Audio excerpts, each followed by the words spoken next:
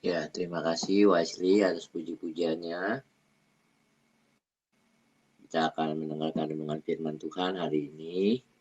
Sebelumnya, para lektor bisa mempersiapkan diri untuk membaca firman Tuhan di Yeremia 42 ayat 1 sampai 22, Ibu Neliana. Yeremia 43 ayat 1 sampai 13, Ibu Salma.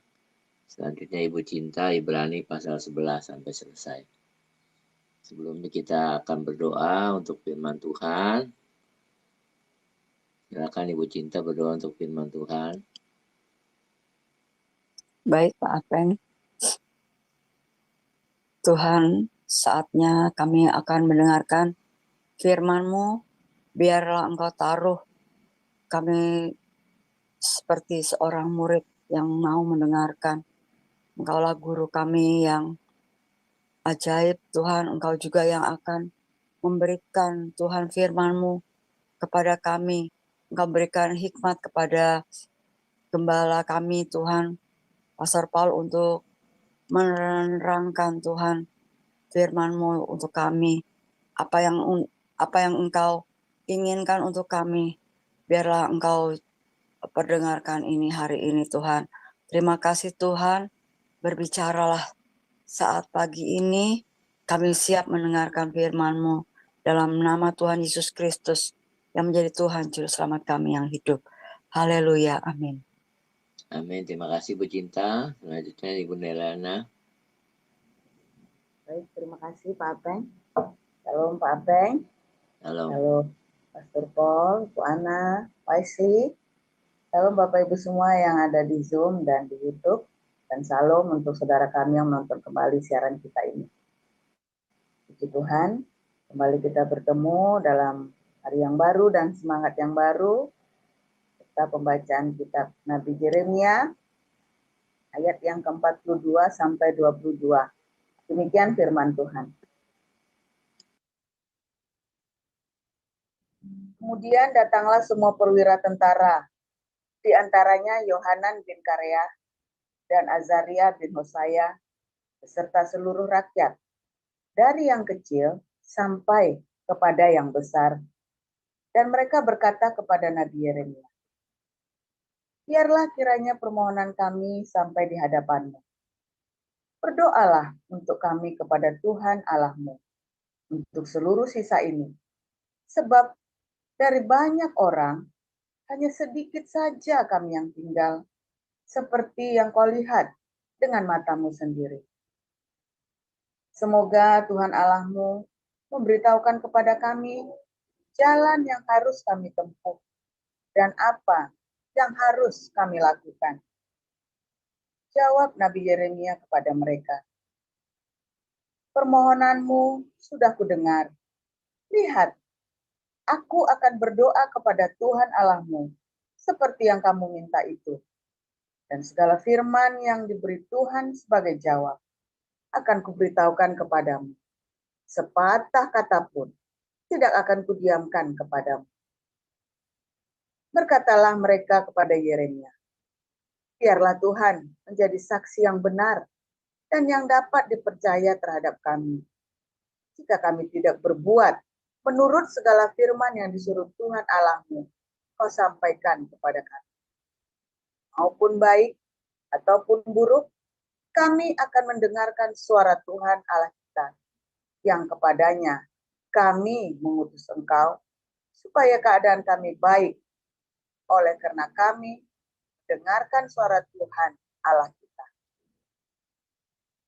Sesudah 10 hari datanglah firman Tuhan kepada Yeremia.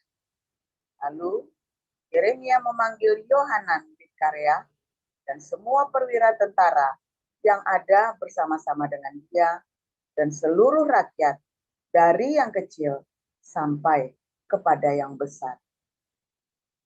Berkatalah ia kepada mereka, beginilah firman Tuhan Allah Israel, yang kepadanya kamu telah mengutus aku untuk menyampaikan permohonanmu kepadanya.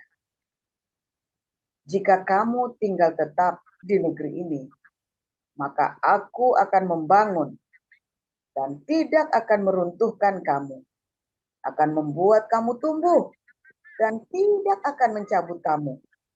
Sebab aku menyesal telah mendatangkan malapetaka kepadamu. Janganlah takut kepada Raja Babel yang kamu takuti itu. Janganlah takut kepadanya. Demikianlah firman Tuhan. Setelah aku menyertai kamu untuk menyelamatkan kamu dan untuk melepaskan kamu dari tangannya, aku akan membuat kamu mendapat belas kasihan, sehingga ia merasa belas kasihan kepadamu dan membiarkan kamu tinggal di tanahmu. Tetapi jika kamu tidak mau mendengarkan suara Tuhan Allahmu dengan mengatakan, kami tidak mau tinggal di negeri ini, sebab pikirmu, tidak, kami mau pergi ke negeri Mesir, di mana kami tidak akan mengalami pertempuran, tidak akan mendengar bunyi sangkakala, dan tidak akan menderita kelaparan. Di sanalah kami akan tinggal. Maka dengarkanlah sekarang firman Allah. Hai sisa Yehuda, beginilah firman Tuhan semesta alam, Allah Israel. Jika kamu sungguh-sungguh berniat hendak pergi ke Mesir, dan memang kamu pergi dan tinggal sebagai orang asing di sana, maka pedang yang kamu takuti itu akan menimpa kamu di negeri Mesir. Dan kelaparan yang kamu gentarkan itu tidak putus-putusnya mengejar-ngejar kamu di Mesir, sampai kamu mati di sana. Semua orang yang berniat hendak pergi ke Mesir untuk tinggal sebagai orang asing di sana akan mati karena pedang, kelaparan, dan penyakit sampar. Seorang pun dari mereka tidak ada yang terlepas atau terluput dari malapetaka yang kudatangkan atas mereka. Sungguh, beginilah firman Tuhan semesta alam Allah Israel. Seperti tercurahnya murkaku dan kehangatan amarahku ke atas penduduk Yerusalem, demikianlah akan tercurah kehangatan amarahku ke atas kamu apabila kamu pergi ke Mesir. Kamu akan menjadi kutuk, kengerian, kutukan, dan aib. Kamu tidak akan melihat tempat ini lagi. Tuhan telah berfirman kepadamu, hai sisa Yehuda, janganlah pergi ke Mesir. Camkanlah sungguh-sungguh bahwa aku memperingatkan kamu pada hari ini. Kamu telah menipu dirimu dan membahayakan nyawamu ketika kamu mengutus aku kepada Tuhan Allahmu dengan berkata, berdoalah untuk kami kepada Tuhan Allah kita, dan beritahukanlah dengan tepat kepada kami apa yang difirmankan Tuhan Allah kita, supaya kami melakukannya. Tetapi sekalipun aku memberitahukannya kepadamu pada hari ini, kamu tidak mendengarkan suara Tuhan Allahmu, yaitu tidak menuruti segala sesuatu yang disuruhnya, kusampaikan kepadamu. Oleh sebab itu, camkanlah sungguh-sungguh bahwa kamu akan mati karena pedang, kelaparan, dan penyakit sampar di tempat yang kamu rindukan untuk tinggal sebagai orang asing di sana. Demikian. Ya, silakan Bu Salma. Baik, saya akan membacakan kebenaran firman Tuhan yang terambil dari Yeremia 43. Beginilah firman Tuhan.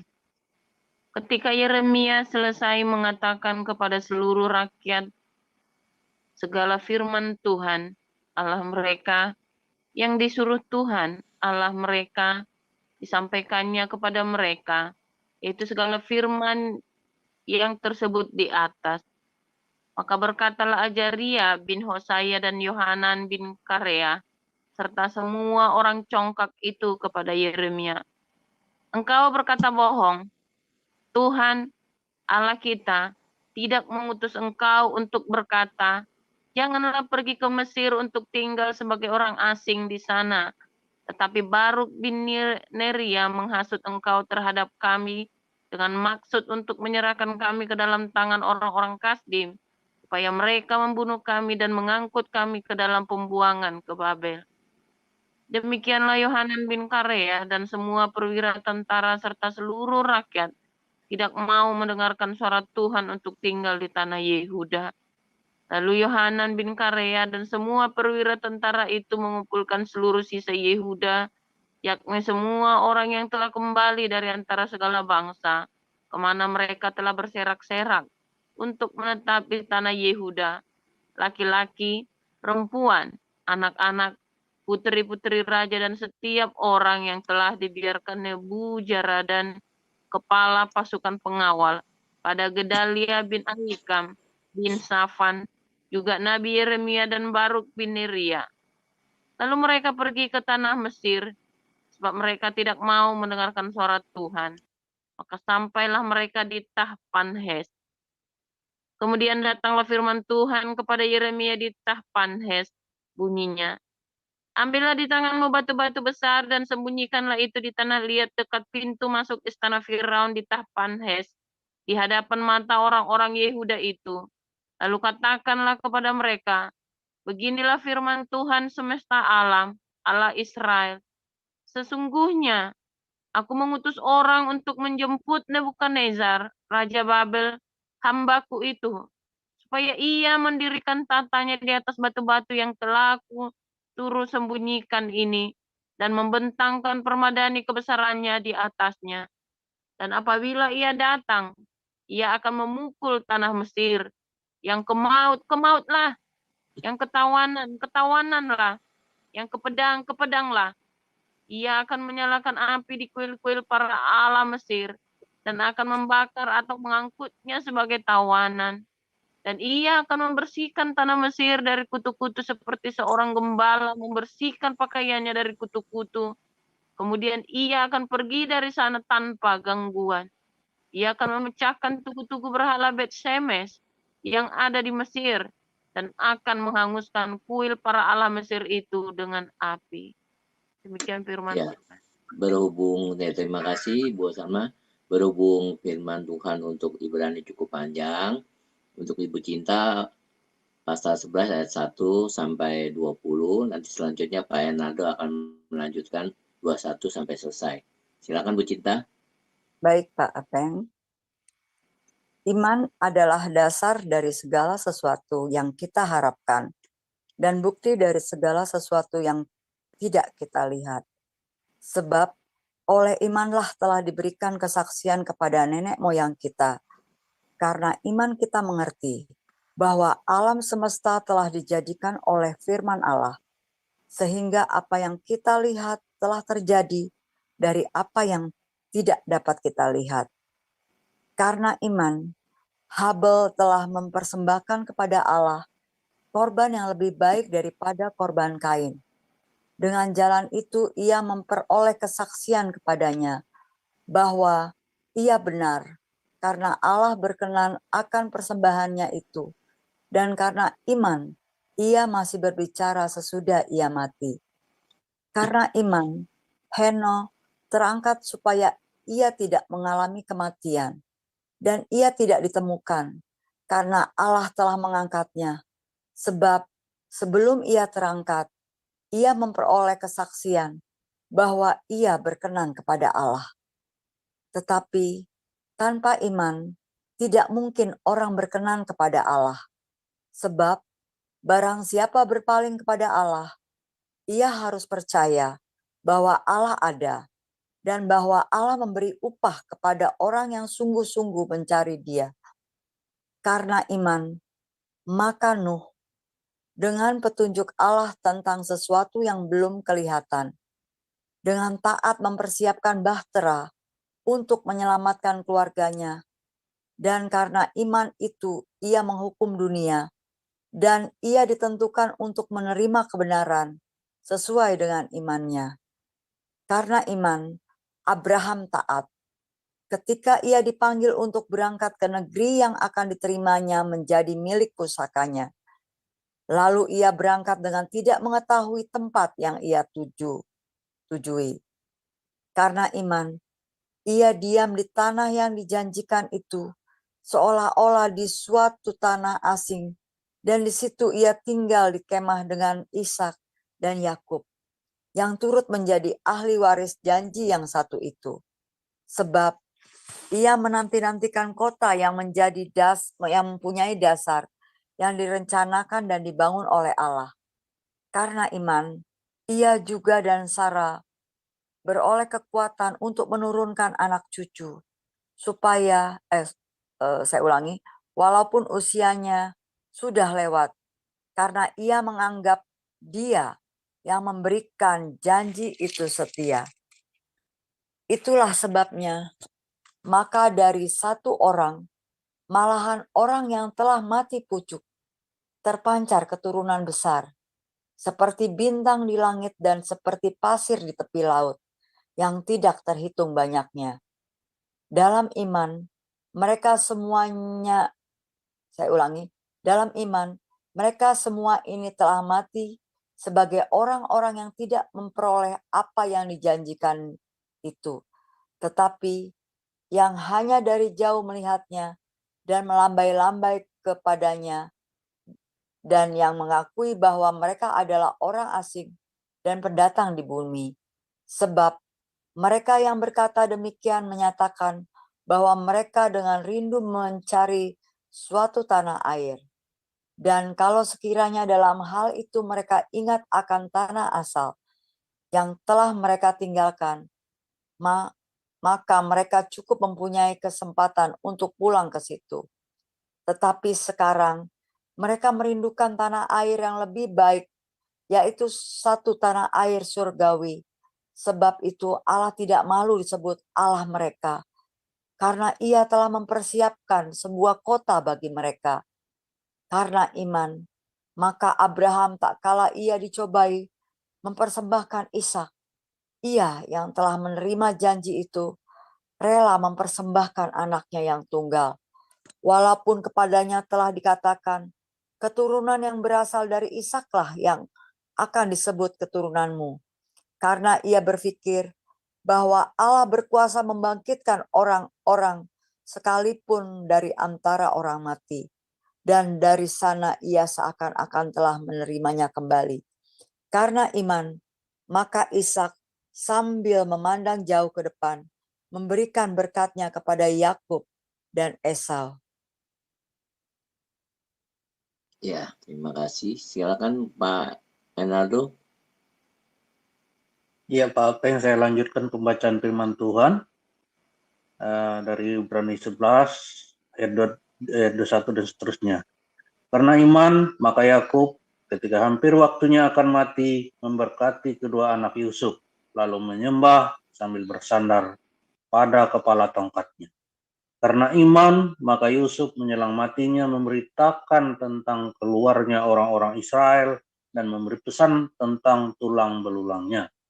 Karena iman, maka Musa setelah ia lahir disembunyikan selama 3 bulan oleh orang tuanya, karena mereka melihat bahwa anak itu elok rupanya dan mereka tidak takut akan perintah raja. Karena iman, maka Musa setelah dewasa menolak disebut anak putri Firaun, karena ia lebih suka menderita sengsara dengan umat Allah daripada untuk sementara menikmati kesenangan dari dosa. Ia menganggap penghinaan karena Kristus sebagai kekayaan yang lebih besar daripada semua harta Mesir, sebab pandangannya ia arahkan kepada upah. Karena iman, maka ia telah meninggalkan Mesir dengan tidak takut akan murka raja. Ia bertahan sama seperti ia melihat apa yang tidak kelihatan. Karena iman, maka ia mengadakan Paskah dan pemercikan darah, supaya peminasa anak-anak sulung jangan menyentuh mereka. Karena iman, maka mereka telah melintasi Laut Merah, sama seperti melintasi tanah kering, sedangkan orang-orang Mesir tenggelam ketika mereka mencobanya juga. Karena iman, maka runtuhlah tembok-tembok Yeriko setelah kota itu dikelilingi 7 hari lamanya.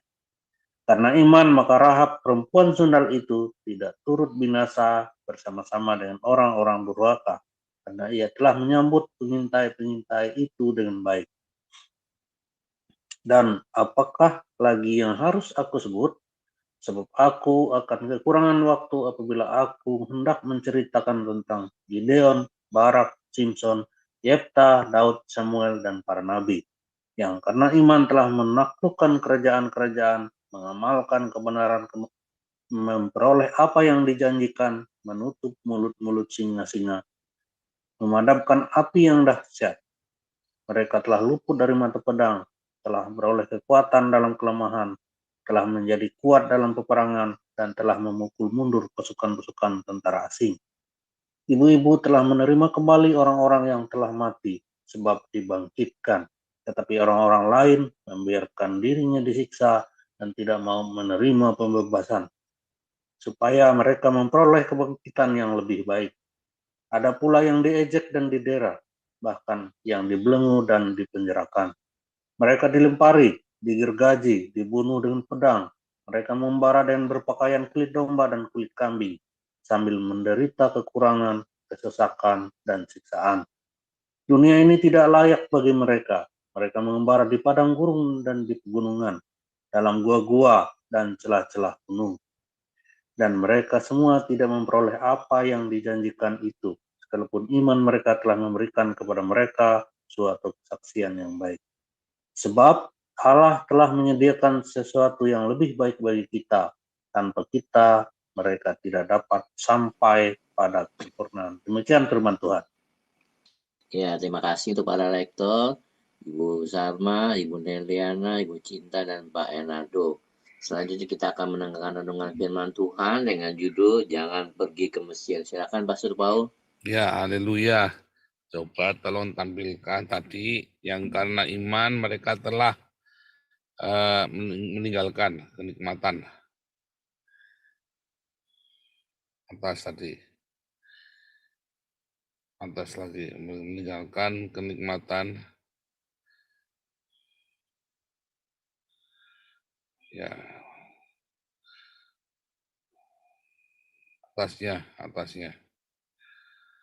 Lagi, atasnya lagi. Yang Musa itu ya. Nah, itu. Meninggalkan. Karena iman, Musa. Nah, itu. 24 ya. Bagus ya. 24, 25 ya. 24 dan 25. Karena iman, maka Musa setelah dewasa menolak disebut anak putri Firaun, karena ia lebih suka menderita sengsara dengan umat Allah daripada untuk sementara menikmati kesenangan dari dosa. Ya, jadi Mesir ini adalah cerita kehidupan lama kita, ya dosa. Saudara, mengapa sulit sekali meninggalkan dosa? Mengapa yang jealous tetap jealous? Mengapa yang syirik tetap syirik? Mengapa orang-orang yang tidak berkenan sama Tuhan hidupnya, ya yang maling, yang rampok, yang suka nipu, yang suka donasi, yang mengapa saudara? Mengapa mereka tetap begitu padahal mereka percaya Yesus? Katanya. Ya, mengapa mereka tetap ada dendam, tetap ada kemarahan? Mengapa saudara orang-orang ini masih tetap seperti itu? Jawabannya simpel saudara ya. Karena mereka tidak punya iman. Mereka tidak punya keyakinan, iman ya. Orang-orang yang tidak memiliki iman, dia tidak tahu mengapa dia harus begitu, saudara ya. Dia nggak ngerti apa pentingnya saya untuk meninggalkan Alexis, kan begitu, saudara ya. Apa pentingnya, enak kok, selingkuh enak kok. Ya kan, karena Anda tidak punya iman. Ya, mengapa kita masih tetap tinggal di dalam dosa-dosa kita? Mengapa kita masih tinggal dalam kemarahan, dalam kebencian? Ya, mengapa kita masih tetap dengan cara hidup kita yang lama? Anda yang ya cara hidup Anda yang lama membabi buta kerjanya. Kenapa? Karena nggak punya iman, saudara. Anda tidak berani melangkah keluar. Anda nggak punya iman kan? Kalau Anda punya iman, ya atau Anda menetapkan untuk percaya, ketika Anda percaya, Anda bisa lewat, bisa melangkah dari sana. Ya kan, saudara? meninggalkan semua dosa-dosa itu. Kenapa kemarin kita sudah belajar ya berkali-kali mengapa Habil dan Kain, Habil diterima persembahannya, Kain tidak. Dari mana taunya? Ternyata simpel saudara ya. Sebenarnya nggak ada masalah dengan persembahan Kain dan Habil. Dua-duanya nggak ada masalah sampai Kain tidak punya iman. Bener nggak ya persembahanku diterima apa enggak ya? Ya kan? Sampai dia meragukan dirinya sendiri, sampai dia meragukan apakah ibadahku diterima apa enggak. Persis seperti orang-orang Islam itu ya. Karena mereka ragu ibadah diterima apa enggak, dan mereka lihat orang Kristen haleluya, haleluya masuk surga. Makanya orang Kristennya dianggap sebagai pengganggu imannya mereka, saudara. Karena nggak punya iman. Karena mereka tidak punya iman, sehingga kalau ngelihat salib jadi ya jadi luntur ibadahnya ya karena nggak punya iman.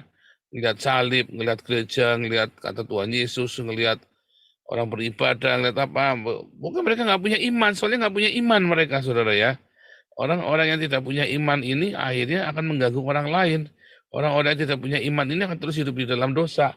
Orang-orang yang tidak punya iman ini dia tidak akan bisa beranjak dari kehidupan lamanya mereka. Tidak akan ada pertobatan karena mereka nggak punya iman. Simpel sekali, saudara. Simpel banget, tapi dibikin ruwet, ya kan?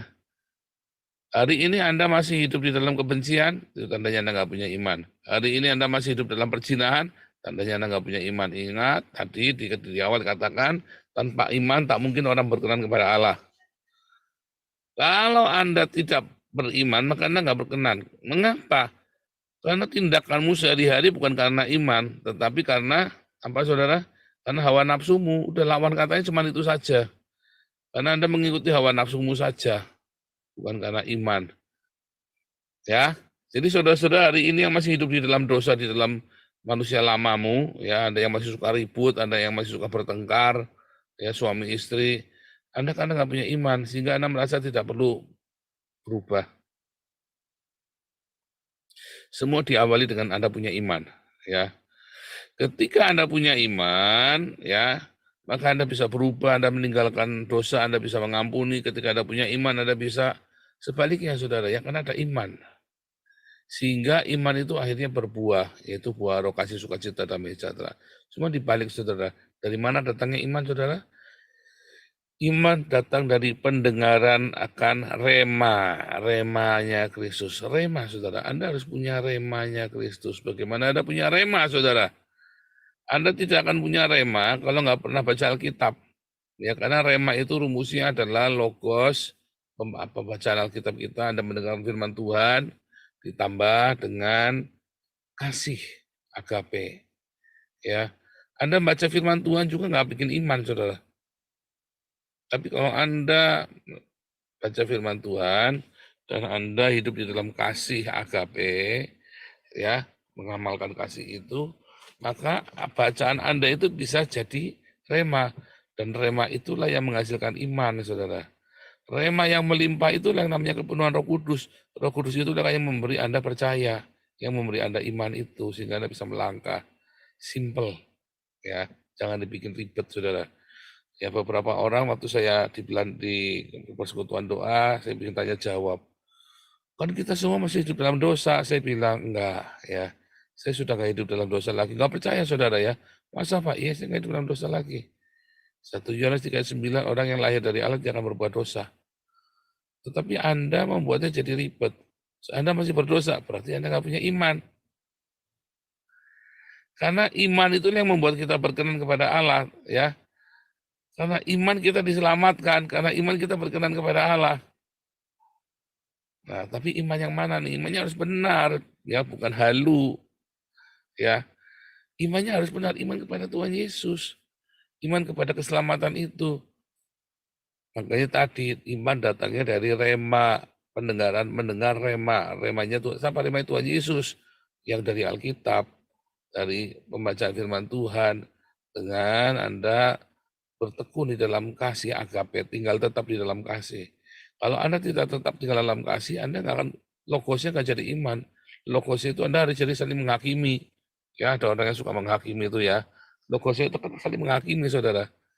Karena Anda nggak punya kasih. Pengetahuan yang Anda miliki akan menjadi penghakiman bagi orang lain. Dan itu justru parah, saudara, ya. Karena iblis datang dengan firman Tuhan juga.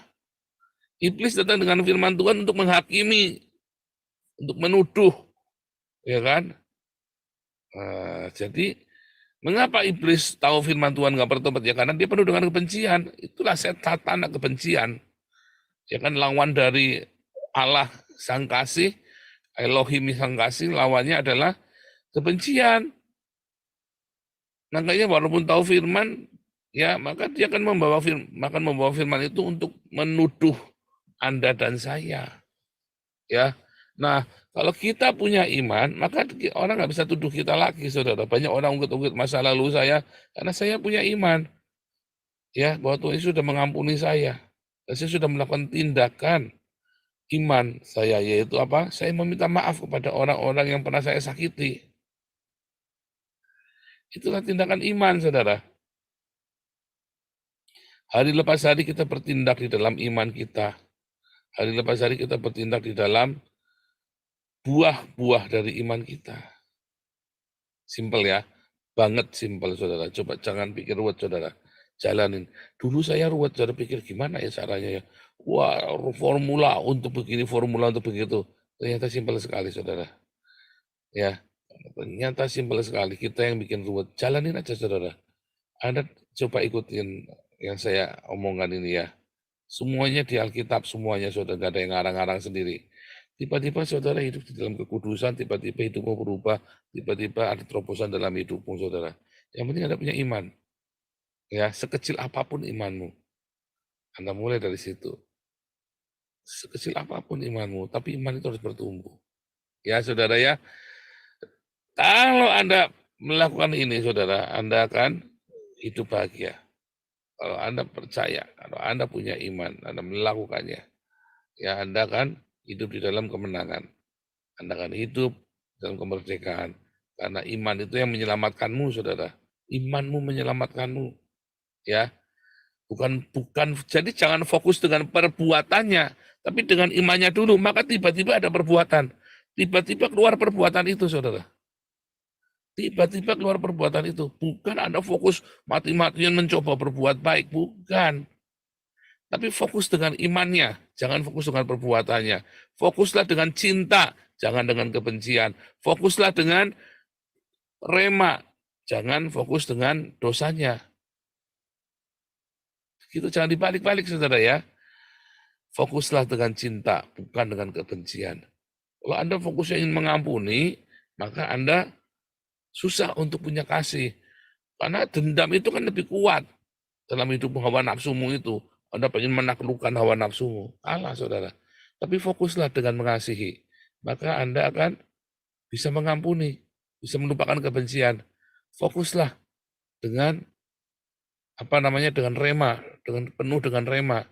Penuh dengan Roh Kudus. Jangan fokus dengan dosa-dosamu. Ya. Kalau kamu penuh dengan Roh Kudus, dipimpin oleh Roh Kudus, kamu akan tinggalkan semua dosa itu automatically. Fokuslah dengan imannya, saudara. Jangan pengen berbuat baik, ngotot ya, berbuat kesalehan, semua ritual simbol, akhirnya saudara fokusnya dengan perbuatannya, akhirnya Anda tanpa iman kayak Kain. Dia berbuat baik, beribadah, tapi tanpa iman, saudara. Banyak orang-orang berbuat baik karena tanpa iman. Akhirnya apa, saudara? Karena dia tidak punya iman, maka dia tidak bisa berbuat baik. Ya. Tuhan Yesus memberkati. Silakan, Pak Peng.